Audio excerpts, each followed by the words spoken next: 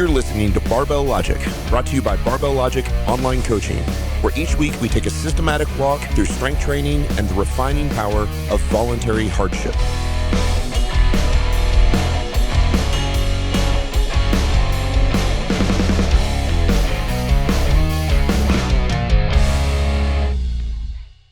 You're listening to the Barbell Logic Podcast. I'm Matt Reynolds. Boy, I hope you enjoyed last week's episode, kind of teaser episode, the introductory talk or lecture from Niki Sims and myself on the whole picture.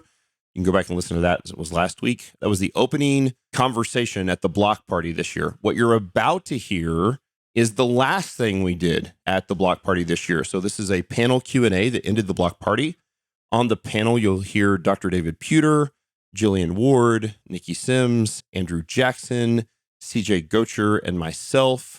Listen, the audio is not going to be great. We were doing it in the middle of a restaurant, one of my favorite restaurants in town. So they're clanging dishes in the background and doing all that kind of stuff. But all the content's there. We just had a great time answering good questions.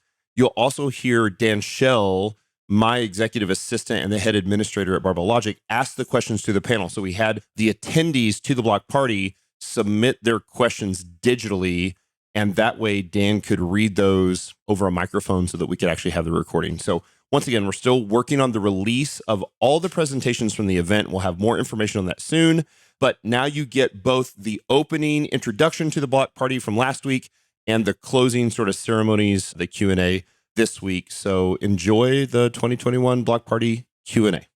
So first, I just want to Dr. Puder's here from all the way from Florida. I wanted to thank him. He hasn't spoken yet, but he's a part of the Q&A. Please submit some questions for him. So, Dr. Puder, thank you very much for being here.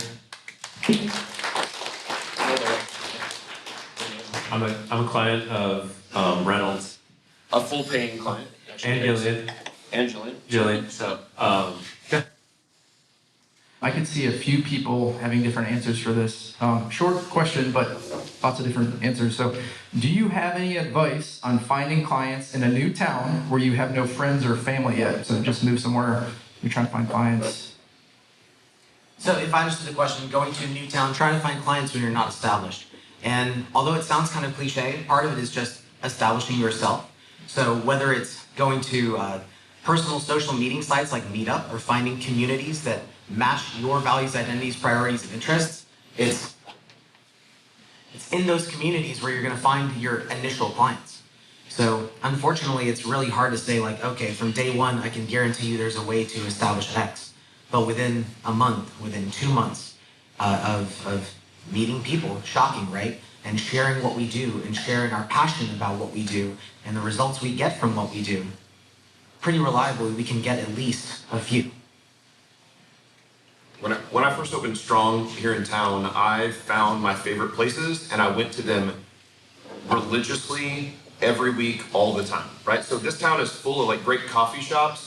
I found my coffee shop, and it wasn't necessarily any better than the other 4 great coffee shops that were in town, but I made sure to build relationships at that coffee shop. I build relationships at Progress Restaurant. I build relationships at Hudson Hawk Barbers, right? Even when I didn't have hair, and I was like going in and getting a straight razor shave, and there's nothing to cut. Because, by the way, barbers and stylists, great evangelists for what you do, right? Train them for free. They talk to people all day, and they start getting jacked. They're like, hey, what are you doing? Let me tell you what I'm doing. I'm getting coached by X, right?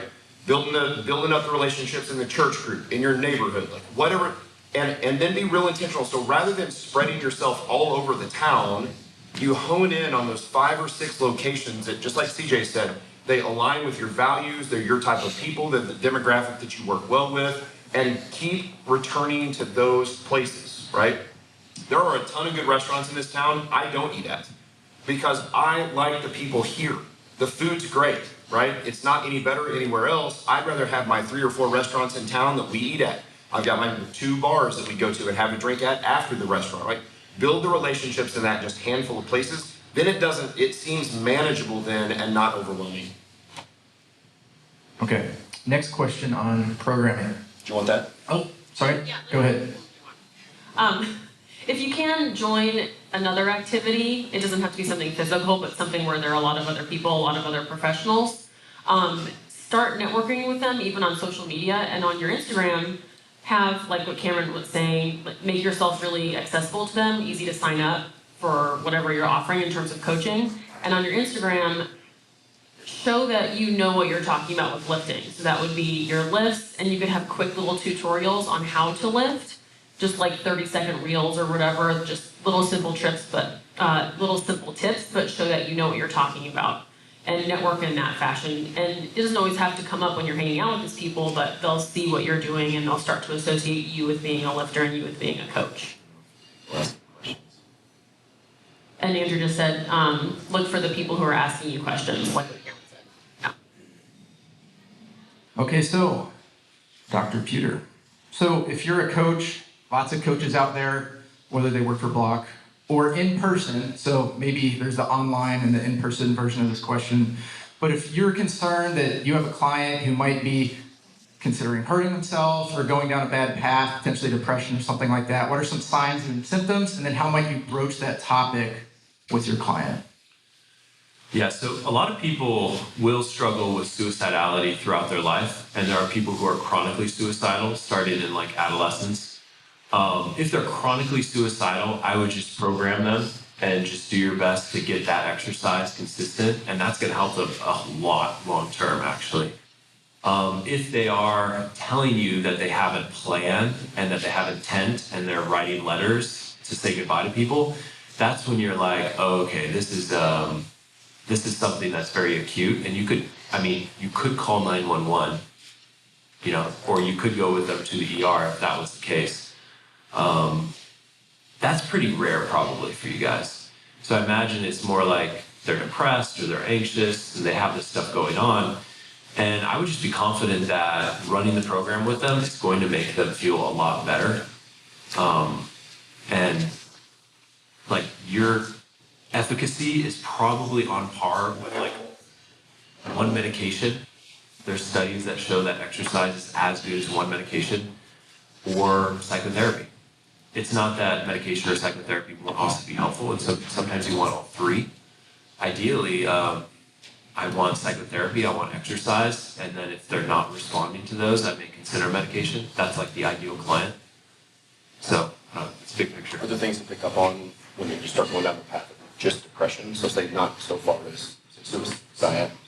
Suicidality. It's a hard to understand. Yeah. What do we look for? I think as Will a you repeat that question? Yeah, so the question is, what signs and symptoms might you look for that might make you think that this person is clinically depressed? So if they have huge amounts of apathy, a loss of pleasure in things, they can have, for a guy, the loss of pleasure is usually in things like sex or things that they would normally enjoy, like that's like depression level. If they just don't like their job, but they really like weightlifting, like that's probably more situational, like burnout. But in depression, they will have usually a change in their appetite, like they'll either be overeating or undereating, a change in their sleep, it's hard to fall asleep, stay asleep, their energy will be low, their focus will be low. So like when they could focus on maybe a television show, they can't focus on a television show anymore. They'll lose that normal interest in things. They'll feel guilty about everything. If they like did something bad and they feel guilty, that's pretty normal. But they will lose guilt, or they'll feel guilt about all sorts of things in their life. Like they'll feel guilt about,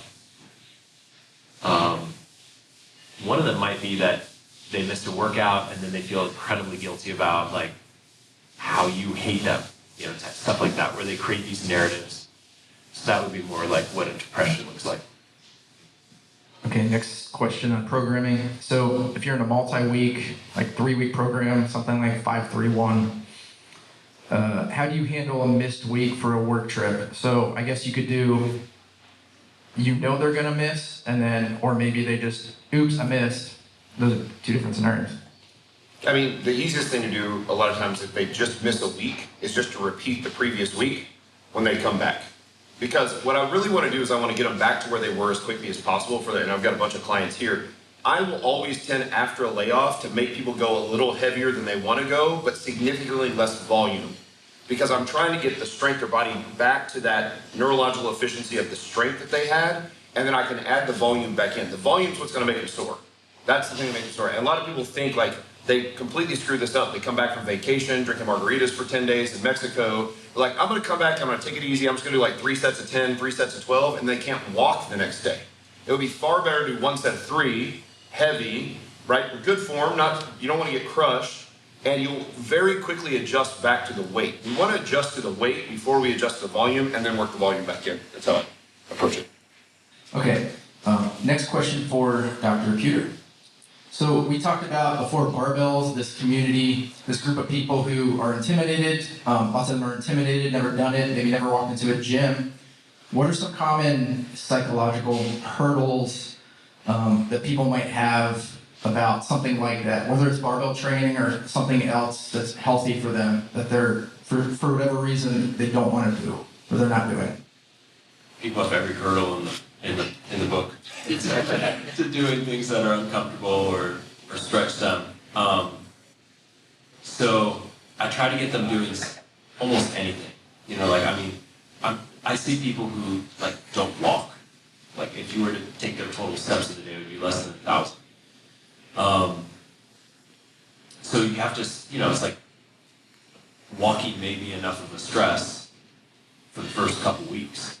And then I'm very repetitive with people, and so they either get really tired of hearing me be repetitive and move on to someone else, or they create some sort of change.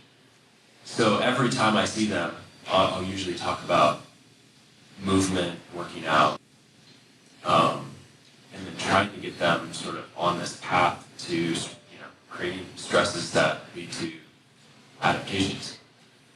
So I don't know, is that kind of answering the question? Or like, what is the? I like watching it. Like you guys talked about it in the podcast, the podcast that you did, and how you would start to prescribe walking, and then basically MED people. Yes. Up to eventually, ideally, lifting. And meeting them where they're at. Yeah. Right. Yeah. So there's this one guy, he's a dentist. I got him in with the barbell coach, and the barbell coach shows up to his house, which during COVID was the only way to work out, right? And for this guy, California. And so it's been about 6 months, and so now I know the coach, and I'm like, hey, we gotta get some barbells. You guys doing enough dumbbells? You know, he's doing enough of this other stuff. You really need barbells to get that like next level of stress. So at some point, it's like you're just continually trying to move someone forward to their next adventure. Closer. You're quiet. That's what makes it up. Little wins. Little wins is what it's about, right? And it's that's what the minimum effective dose piece is. We're actually trying to find the minimum effective dose change we can make for the greatest return on investment. This is what Gillian does everyday nutrition. That's what she did with me on nutrition, is you start to find the little wins that you can get right now. So like that's what Before Barbells is about, right? We don't want to try to sell people who are scared of barbells like you could squat 500 pounds one day. That's terrifying to them, right? You know what I can do? I can teach you how to sit in that chair correctly and stand back up, not put your hands on your knees to stand up. And so that's the thing. You find the thing that it gets them a little win, that basically gives them that little dopamine hit. And coming back to what Brett talked about the other night, right? That you're constantly hearing about this relationship between motivation and discipline. Motivation and discipline. Is it motivation over discipline or discipline over motivation, right? You hear Jocko talk about discipline over motivation. Wrong. It's both. It often starts with, almost always, starts with a little bit of discipline. And you've got to get them the little bit of wins. And what will almost always happen when they do the thing that's good for them is the discipline turns into motivation and starts the snowball. So get them the little wins first, and the motivation will follow. That's how you attack it. If I could add on too, that for those that were here on Friday, talks about changing your identity. It came from the Atomic Habits book by James Clear. And changing your identity and then getting little wins that reinforce that identity. And I see that a lot with people that are new to barbell training, that they'll say, I've never been a lifter, I've never been an athlete, and they just don't see themselves as somebody who lifts, and helping them see themselves as a lifter or as an athlete, and then having them demonstrate to themselves by completing the workouts, adding a little bit of weight or moving closer to the barbell, I think helps that MED process, that little progression of little wins of reinforcing that new identity? I'm thinking like how to motivate people, right? One is, what is the meaning that they're ascribing to the activity?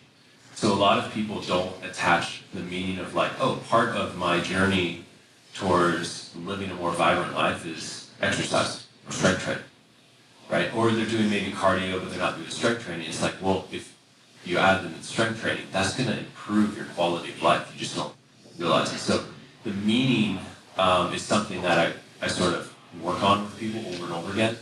It's like, what is the meaning of what they are doing, right? And then the other thing I want to say is, after working with Reynolds and Ward for a while, one thing I'm surprised about is the positivity of just, like, when I expect criticalness, it's like very positive is what I experience, like all the time positive. And that's motivating. You know, I think like if, yeah, I'm just really thankful for that. Yeah. And so that positivity keeps me going in the program. And you know, before COVID, I didn't have any coaches ever, except for like college coaches when I rode, high school coaches when I wrestled and played football. And like those coaches were a very different experience than you guys. It's good. And you know, so I was doing this by myself for a while, and then I got to a place where I realized like I needed an environmental shift to make a change, right? So we talk about like how the environment changes behavior, and so sometimes the smallest choice we can make is to change our environment. And so I knew that I needed to change my environment because I wasn't losing weight by myself. I wasn't working out at all by myself anymore. Right? And so thinking about talking to someone about how they may not have the energy to make like this monumental change in their own power, but sometimes through coaching and through that positivity, they can make that change over time. Okay, question for Gillian.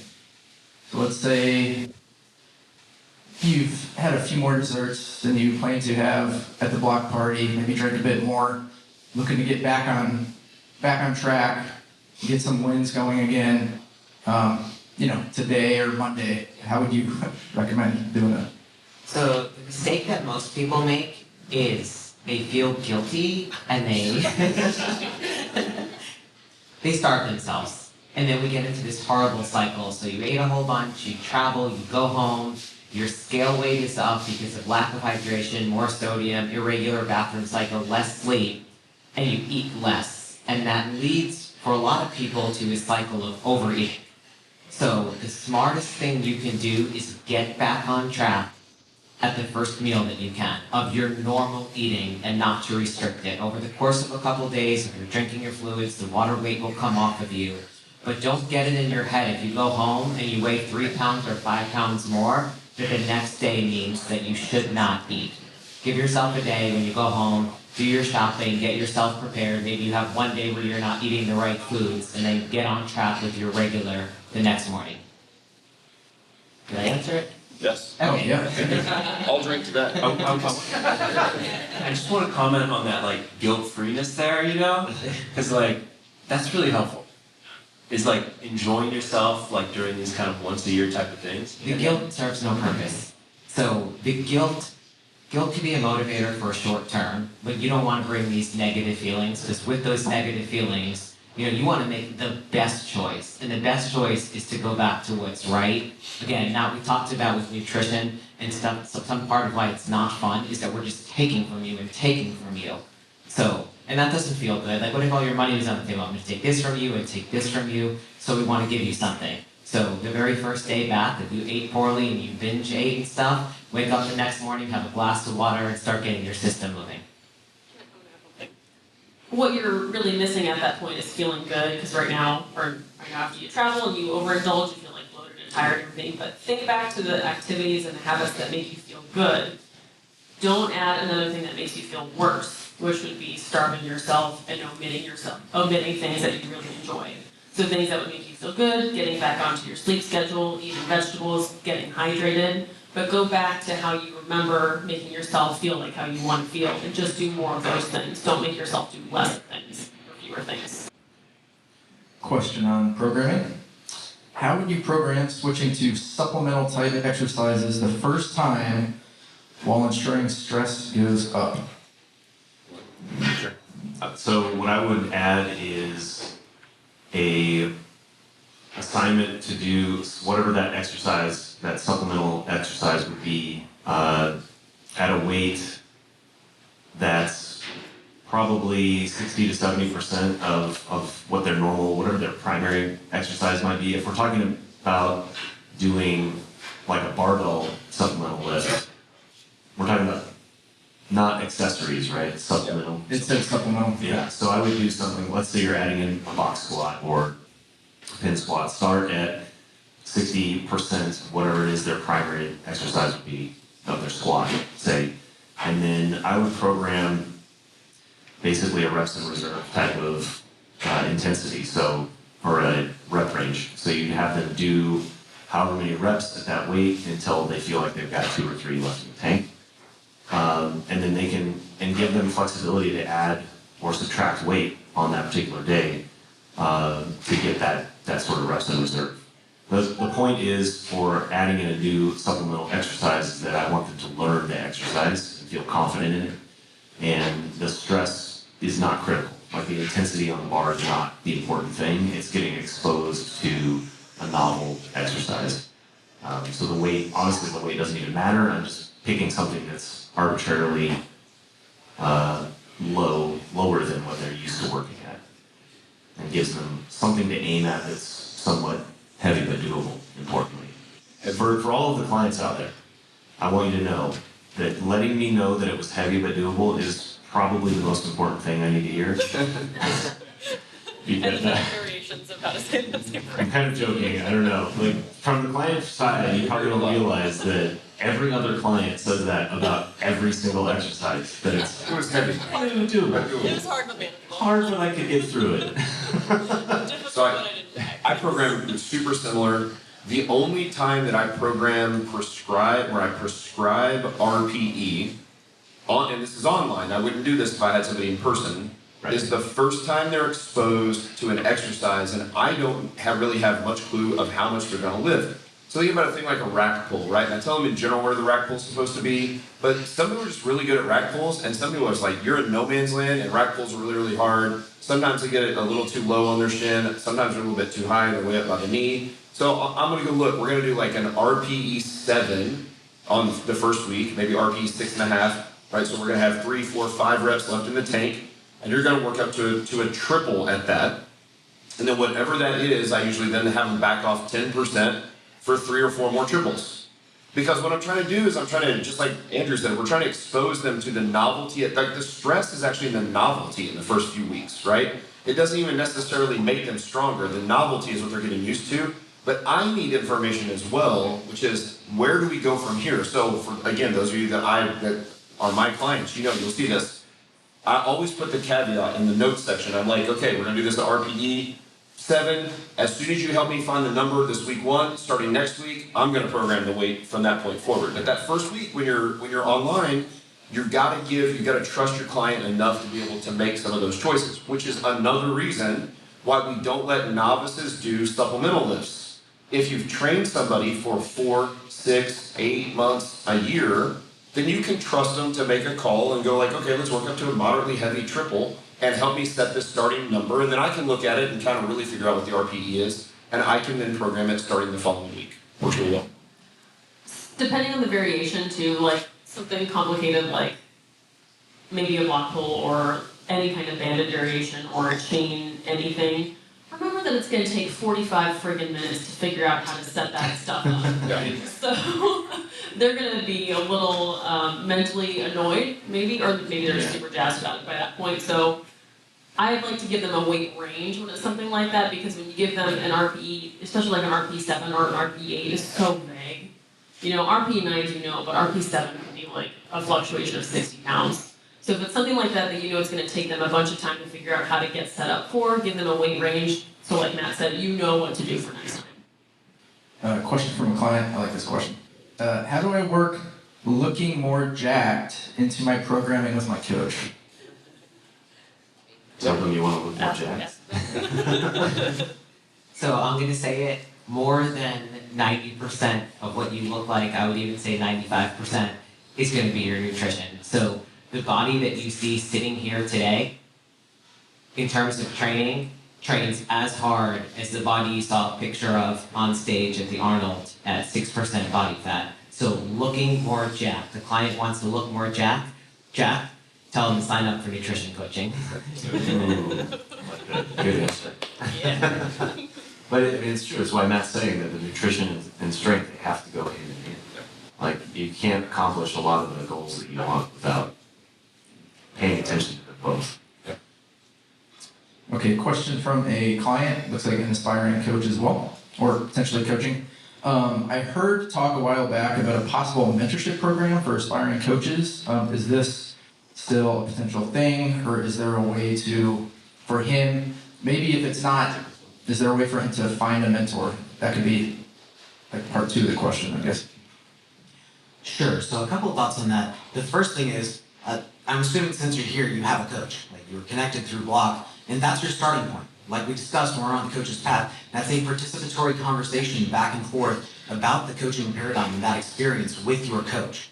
Now, an actual mentorship program, they're like, I have been working on this in development, like how are we going to do this? And yes, on a pretty much invitation only, so if this is like, I'm assuming you have the name Dan, or if you want to come out to reach to me, come talk to me, because I do want to develop this and make this a systematic thing, but it's personalized.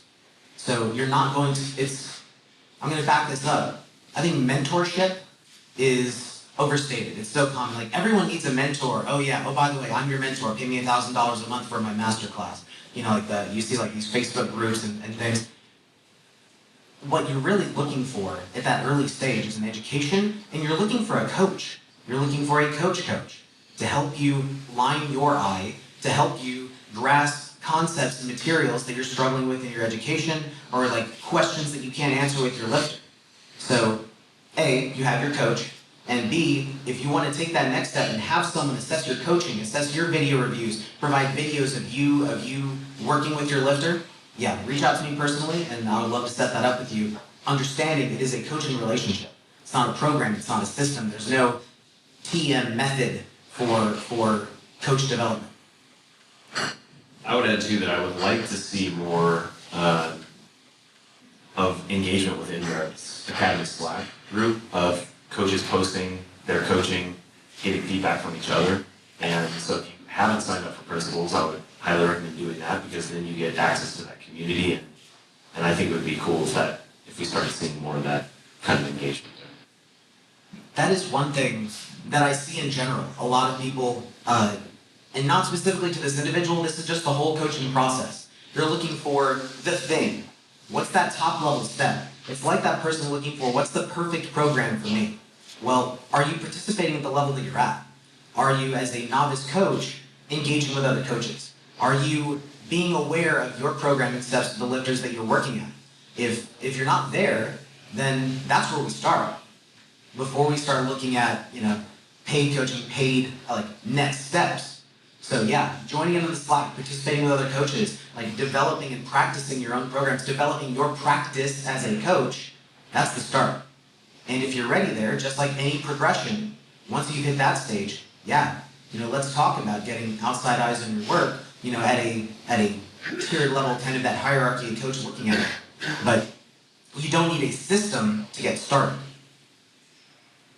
So real quick, we have 3 sections to the PBC test. Do you guys know this? 3 separate sections. So if you're trying to take a PBC test, Hold on, sorry. Go ahead. I was like, oh man, I thought you were talking about the written test. No.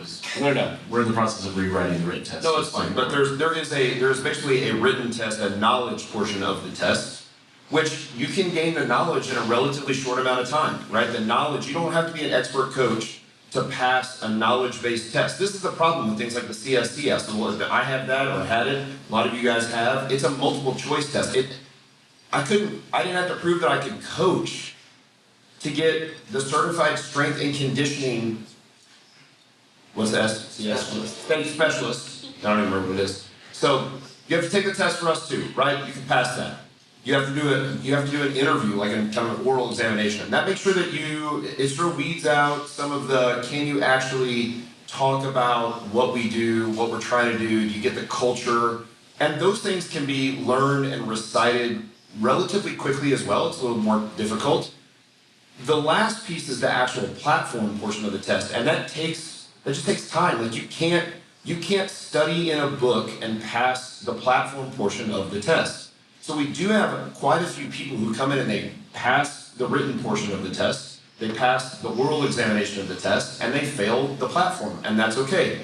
Those for us immediately are the cream of the crop that we want to take under our wing, and we want to start to put them in the apprenticeship program to walk them through and get them experience that they need to learn how to coach on the platform so that the day can come several months down the line, however long it takes to be able to own that platform portion so that you have that coaching experience and that coaching excellence, you can meet the standard. Is that fair? Yep. Yeah, and one of the things I'm most excited about our new certification process is the platform portion. I worked for most of this year in developing how we would do that remotely. Because that was the biggest question. How are we going to actually evaluate somebody's platform coaching online?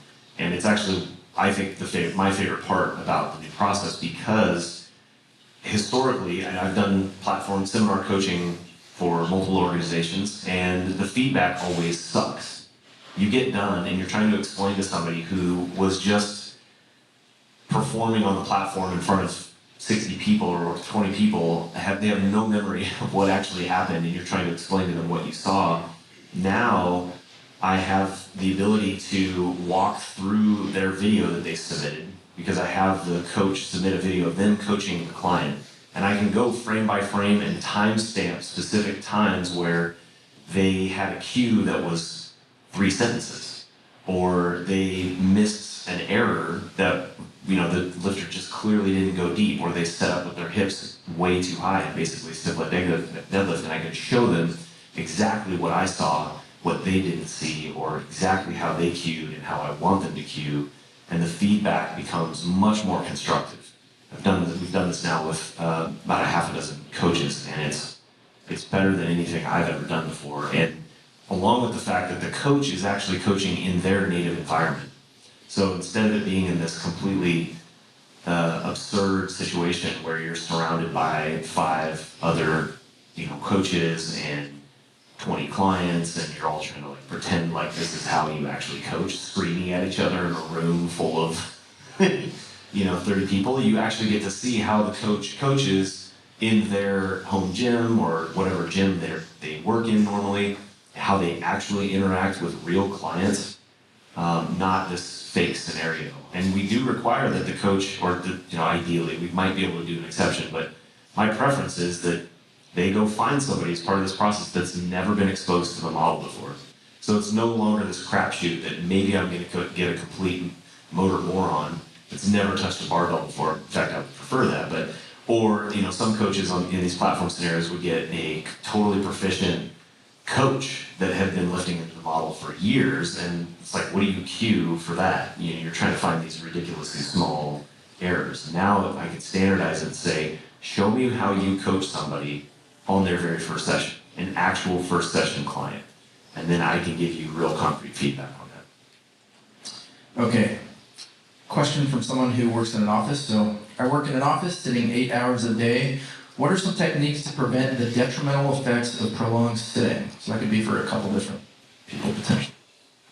I got a standing desk when I was working in an office, if you're worried about it. I don't know that I'm convinced that there are significant detrimental effects of sitting all day, but I didn't like it. And so I got a Very desk when I was working in the corporate world, and now I have a stand desk, which I love, because the Very desk was cool, but it has preset positions, and the stand desk is awesome because you can dial it up to exactly the height you want, and you can sit at it really easily or stand. And then take frequent breaks to go for a walk. That's a good suggestion. So I'm going to talk about this because I have always had an active profession my entire life, coaching on my feet 10 or more hours a day in the gym. And when I went to work online, I was never in so much pain from sitting. and the ergonomics, either my computer wasn't at the right height, or even though I was in the correct chair, I wasn't sitting correctly. I was sitting on my foot. Or sometimes, many in the car, you sit your wallets in your back pocket. So just a matter of seat, correct height, feet on the floor, obviously getting up for frequent breaks, and having it set up correctly. I had no idea how hard. The first couple of weeks, I'm like, I can't do this. My neck hurts, this hurts, that hurts, my hips hurt. So it was about, like, just the same way we think about posture when we walk.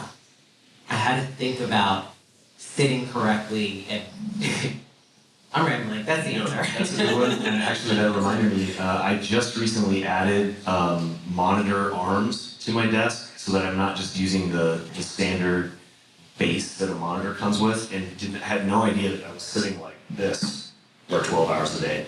By getting the monitor arms up, I can just look straight ahead. Microphone for me was a big deal too. So for a long time, my microphone was here. So I sit with good posture, and then I break down videos like this. And I wouldn't notice because I was trying to talk into the microphone.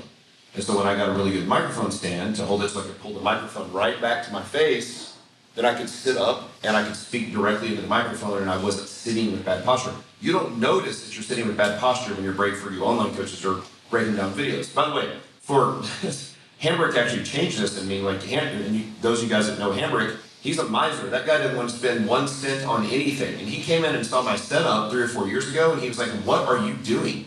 He's like, you are literally doing all your video breakdowns on your laptop monitor. You're running the company. This is what you do all day. You sit at a desk, get a Herman Miller chair, get a stand desk, get a good monitor, get a good microphone, and we get cheap, and you're like, listen, I get it. And you start going, well, that's $2,000. Like, you don't have to get it all in the same day. But the reality is that if you do this all day, every day, that is your entire workspace.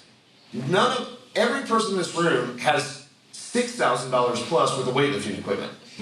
and you wouldn't give it a thought to go buy a new set, a new Alico barbell or an Ohio power bar or like some nice bumper plates or whatever. But all of a sudden you're like, I gotta buy an $800 chair. Like, that's insane. You sit in it all day. Why would you sit in a chair from Big Lots? That's stupid. So I upgraded and I was like, oh my God, this is way better, right? So I knew when Hambrick told me to do it, because that guy didn't want to spend a penny on anything, then there was probably a good financial thing. So that's what I got one other small pro tip that I picked up from Will Morris. If you work with multiple monitors, it's common for people to want it to be like, make it in one mega monitor, and he recommended that you line one of them up straight with your dominant eye, and then have the other angled so that you actually have to turn your head. For whatever reason, that's a more optimal ergonomic position. I want to add something. So, doing a lot of look into NIH guidelines for physical activity guidelines, the biggest thing that comes to my mind when you look at the comparison between your physical activity throughout the day and your sedentariness throughout the day, we have a lot of focus on our office space because of, toxic sitting and all that conversation, and it's work, so it kind of feels like crap sometimes, right? So we think about that as harming us. But then we go home and we're sitting all day. We go home and we're lying, like, we're like, oh, how do I solve this sedentariness? And then in the gym, every time between sets, what am I doing? I'm sitting down. So there is not just improving the quality of your workspace while you're there, you have another 16 hours in the day for being active, for being mobile, replacing motor with muscle. Like getting out and walking, enjoying life, getting on a bike, getting on something that supports your quality of life, and maybe you can't change your office situation, you can still move. Okay, question from a client who's both done the academy and online coaching. So he prefers Discord to Slack. What sparked the change, and is there any intention to move completely over to Discord or keep both? Well, I need my 16-year-old daughter to answer this question. Discord's just the better technology. So Discord allows better interaction among people. Slack is made so that you can speak for, I always get this wrong, intra-company? Yeah. Thank you. I got it. I always get those confused. For intra-company communication, we still do that. Yeah, so with Discord, obviously, you still have the text. One of the problems with Slack is that the free version doesn't save the discussions. And the paid version is prohibitively expensive. I mean, like, ridiculous. Like, it costs us like $35,000 a month to put all our clients on, like, insanity. And so Discord doesn't. It saves all the text, but you can also interact via voice, via video, right? You can save, it saves those conversations forever, and you can give permission. So yeah, I think the plan right now, we have all of the clients on client Discord, but the day is coming when we're gonna move all of the coaches, I think we will, move all of the coaches and all the academy students to a Discord, and we'll give you permission so that if you are a coach, you'll have access to all of the coaching channels and all the client channels. If you're just a client, you'll have access to the client channels. If you're an academy student, you'll have academy and client channels, whatever it is. And so, yeah, there's just a lot more for you. You can do a lot more with Discord. And it's what the kids use. So I am by nature, I mean, look, if you haven't picked up on this yet, my mindset is such that I love the fact that we run a service company. I love it. But my mindset has shifted because I'm constantly thinking about how do we change the most number of lives? And so I consider us a tech company, like a tech startup. And I know most of you probably don't, right? You're an online coaching service business. No, we're not. We're one of the fastest growing tech companies that is in the fitness world. That's the way we think. So you talked about your identity shift, right? Or your environmental change. Like there was a major shift that occurred. And so if that's the case, like I love being an early adopter to things. I want the new Tesla. I want those things because the early adopter, it can be broken still, but I want it. So I want to go, and it's not like Discord is a brand new thing, but Slack is the thing that started to pass away. We moved to what do we use for HubSpot, there we go. Instead of Salesforce. Salesforce is the biggest CRM software in the world. They're the antiquated old one that all the companies use. It's been around since 1993, and that's the big one. But for us, it didn't work very well. So we're constantly trying to look at what is the thing that's coming and going to give us more opportunity and flexibility in the future, and that's what Discord did for us. So that's the second answer. I'd just like to say with Christmas coming up that I'd like a new Tesla too. Just in case you wanted to know that. If you sell 1,000 of these for 2022, there's 1,000 people out here, we might be able to do that. Probably not still. Question. Andrew's an app question from Coach. Yeah. Time frame or kind of prioritization for templates, some of the coaching templates? Templates are in the top. I've got about 12 priorities in front of the dev team right now. I think it's number 8, if I remember correctly. So it's definitely high priority to get that working. It's one of the first things we actually played around with and then deprioritized. And when I say play around with, you can actually go in and write templates right now. They're very crude, but it'll auto increment by 5 pounds if you wanted to build a template that ran that way. It's just not easy to use. So the plan that I have right now is a combination of bringing over the templates that we have from TrueCoach, because there's a ton of really popular ones in there that I know a lot of people use, including myself. I use a lot of Reynolds templates that are in there. Time frame, I can't say that exactly when it's going to happen, because development work for anybody that's worked with programmers before it's not the kind of thing that you can execute on perfectly on a consistent basis. There are certain milestones, like when we transfer over from TrueCoach, that are very important due dates you can schedule and plan on.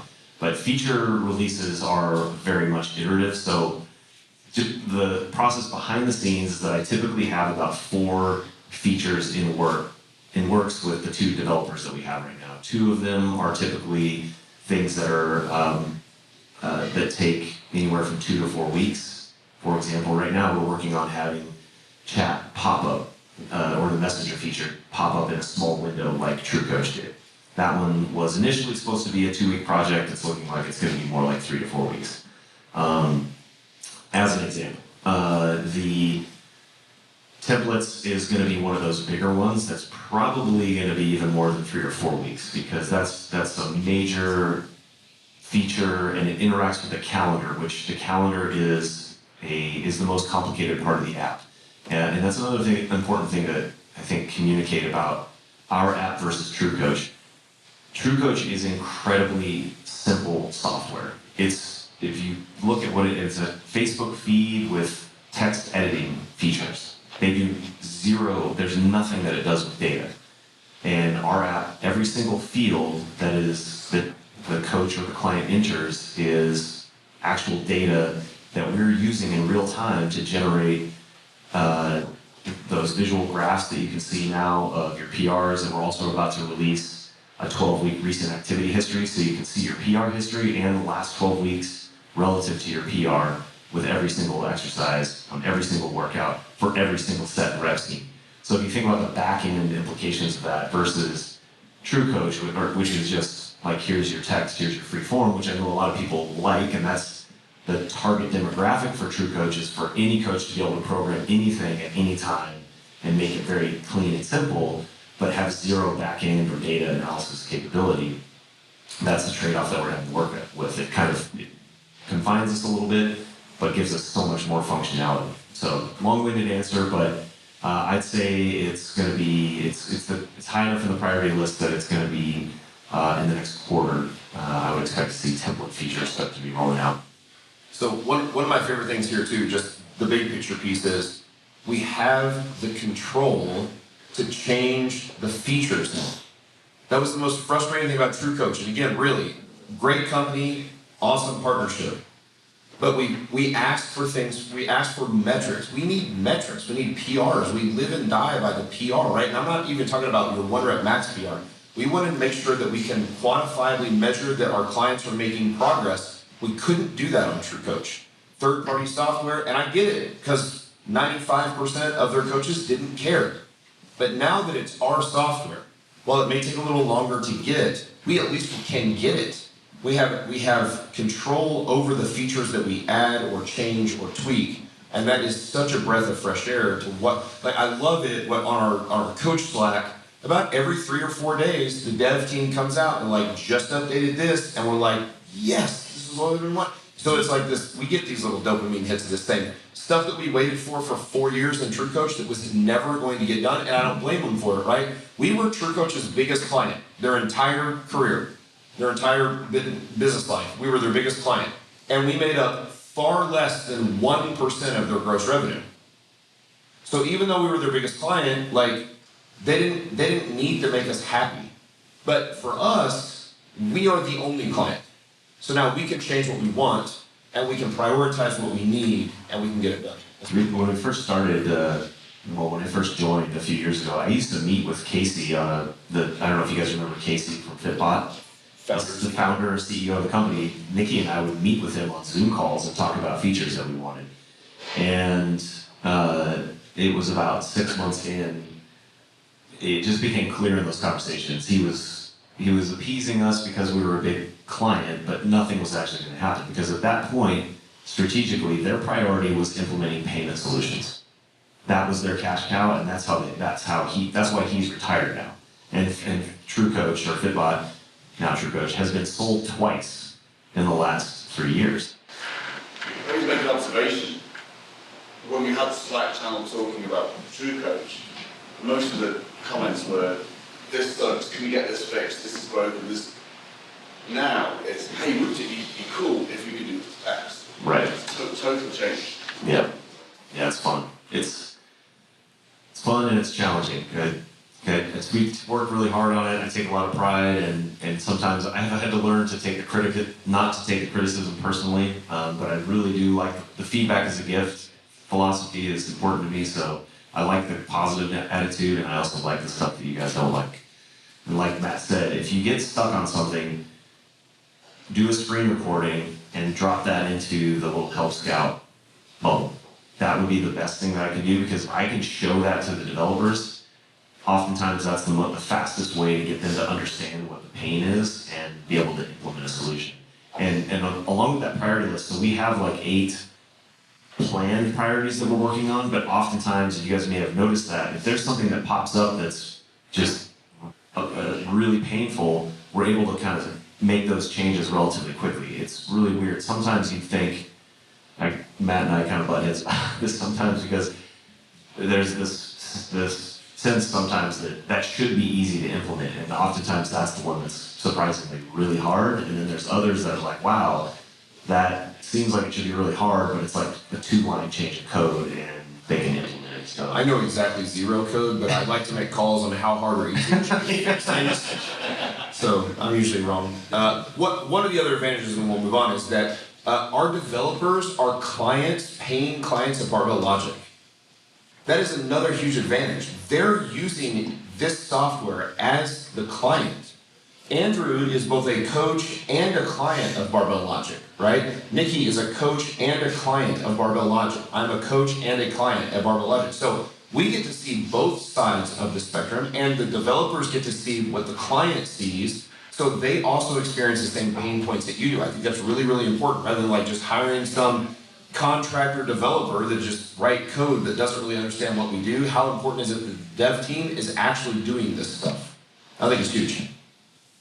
Because we're getting short on time, I'll try to we'll do a Rapid quick fire? Yeah, so if somebody asked for any supplemental materials outside of the academy, so I know that could be a big question, but maybe a book, whether it's nutrition or coaching that you found, or a podcast that you found useful for you. So that's two different questions. One is useful for me. The biggest things I learned from coaching aren't about coaching. They're not about strength. They're not about nutrition. They're not about physiology, that kind of thing. They're about communication. Crucial conversations literally changed my life. Like there's not even, for me, that was a game changer in my relationships and in how I coach and how I communicate. Motivational interviewing for strength and nutrition, for health and fitness, another great book for me. But a lot of that is looking back, self-awareness, reflection into your struggles as a coach. What am I facing right now? And open your scope to, and I had to open my scope to, maybe it's finances, maybe it's time management, as we call it, it's really energy management, but like maybe it's not coaching. And when you hit that step, all of a sudden, now you run into the choke point of, oh, I have a programming challenge. Everything else is on lock, but now I need this. And then we can talk scientific principles of strength training, blah, blah, blah, whatever. Down the list. Yes. Please. I'm similar. I find most of my information outside of coaching-related material. HarvardBusinessReview.org has a ton of great information, and a lot of the compilation books they have been hugely helpful for me. Might just be because where I'm at in my personal life, but I find a lot of therapy resources to be useful, because underneath it all is a lot of communication and relationship and boundary management. So I find that to be to have a lot of overlaps with coaching, believe it or not, and work. Yeah. So for nutrition, for me, it's understanding what we're competing against. So it's knowing the competition and what they have to say and following what the current trends are. Because if somebody comes to me and is following something and I'm unfamiliar with it, I don't want to be caught in that position. And the other part is that sometimes you have to recognize that your discipline may be something entirely different. So some of the things that have helped me be the best nutrition coach are actually my calls with Dr. David Puder, which happen weekly. So understanding that nutrition, anybody can read a book, vegetables, this, that, and the other, but getting people to comply and realizing that that was what it was about, it's effective to go outside of what my scope is for help. Throwing a plug for Brad Schoenfeld in terms of research within strength and conditioning. I think he seems to be doing the best research in terms of what's going on with hypertrophy and how to apply that to your coaching. I won't give a specific, just really fast. I'll just say, if you're not somebody who is in a never-ending pursuit of knowledge, we did a principles podcast on this, you're missing the boat. Like, you will never be smart enough to know it all. And there are so many people who have gone through whatever you're going through, that learn from their mistakes, learn from their experience, so it speeds up the process for you, right? There are absolute beginner coaches here. There are super advanced coaches. Like me, at this point, I'm mostly reading like executive books. It's not going to carry over to a lot of you guys, but the key is that the never-ending pursuit of knowledge is there, right? I am constantly listening to podcasts, listening to audiobooks. When I buy a book, I buy the paperback, the Kindle, and the audiobook, and I'm constantly doing one of them, right? If I'm out at the land mowing the lawn, or if I'm grocery shopping, I'm listening to it. If I'm driving, I'm listening to it. If I'm in bed, I'm reading on the Kindle. If I need to mark it up, I'm sitting at the desk doing that. Be that person that has this just insatiable desire to outlearn everybody else, and then actually put it into practice, right? Like, don't just be the guy that reads all the books, but doesn't do the thing.